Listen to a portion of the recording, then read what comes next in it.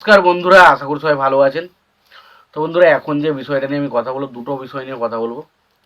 একটা হচ্ছে দেবদার সিনেমা রঘু ডাকাত, তো সেই বিষয় নিয়ে কথা বলবো।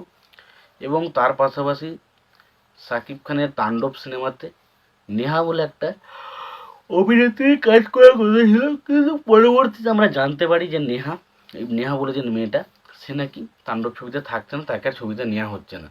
তো সেই বিষয়ে পুরোপুরি সাকিব খান কি বলছেন সেটা আপনাদেরকে জানাবো।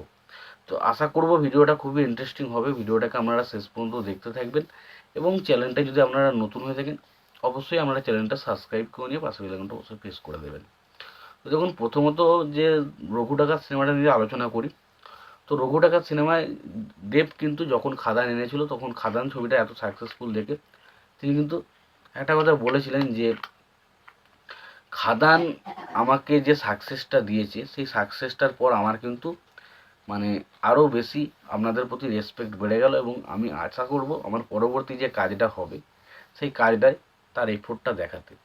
তো এটা বোঝা যাচ্ছে যে খাদান ছবিতে তার যে টাকা ঢালা হয়েছে, যেভাবে ছবির ভিতরে এফোর্ট দেওয়া হয়েছে, আশা করছি রঘু ডাকাতে তার থেকেও বেশি কিছু আমরা দেখতে পেতে চলেছি।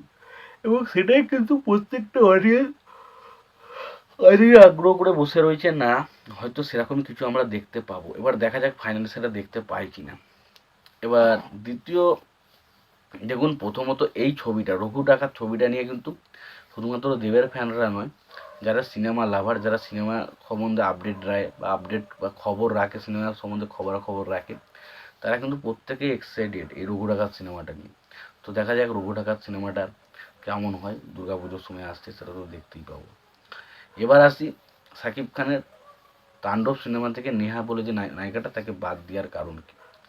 তো জানা যায় যে সাকিব খানের তাণ্ডব সিনেমাতে নেহা বলে যে নায়িকাটা, তাকে রাখার কথা ছিল, কিন্তু বিষয়টা হচ্ছে তিনি যখনই সিলেক্ট হয়ে গেছেন তার পরের দিনই কিন্তু তিনি যে গণমাধ্যমগুলো রয়েছে সেখানে কিন্তু তার খবরটা তিনি ছড়িয়ে দিয়েছিলেন যে আমি এই সিনেমায় থাকতে চলেছি। যেই কারণে এই যে যারা এই ছবির কলাকুশলী রয়েছিল তাদের এই বিষয়টা একদমই ভালো চোখে দেখেনি তারা, ফলে তারা সঙ্গে সঙ্গে ঠিক করেছিল তাকে বাদ দেবে, এবং পরের দিনই কিন্তু তার শুটিংয়ের পরের দিনই কিন্তু তাকে তারা বাদ দিয়ে দেয়।